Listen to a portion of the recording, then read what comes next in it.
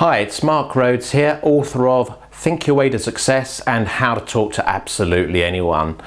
There's an amazing thing that happens in my life, and it's when people contact me and tell me they're not getting the results they'd really like in their lives. And what they go on to tell me is that they don't get down to doing the things that they know would lead to their success or would lead to their happiness. They don't take that action. They put it off, they procrastinate, they hold back. And very often when they contact me, what they tell me is, I need to be accountable, Mark. I want to help or get help from you to help me to be more accountable. So as my coach or as my mentor, I want you to make sure that I get the things done that I need to do. Now, I love it when people come to me with this, because 9 times out of 10, I realize and find out that they don't really need to be more accountable. There's something else going on here. They just think that's the issue. So do you put things off, not get down to doing them? Know deep down the things you really should be doing and could be doing that would lead to your success or happiness? If so, you could also be suffering from what I call the accountability myth. And this is where we think that we're not getting down to things, and therefore we need somebody to hold us accountable to make sure we get them done. Now, as I said just now, 9 times out of 10, I find accountability isn't the issue. In fact, usually the only places I find accountability is the issue is when we're talking about a team member or a staff member that is employed and working for someone else and isn't very career orientated. Now that's fine, that's absolutely fine if that's what they really want. But there's a lot of other people, managers, directors, owners of businesses, self-employed people, freelance people and entrepreneurs that really want to be more successful. They want to achieve more in their lives, and yet they still don't take the actions that they know would lead there. And as I said, many of these end up coming to me and saying, Mark, it's obviously an accountability issue. I need somebody to make sure I'm going to get these things done.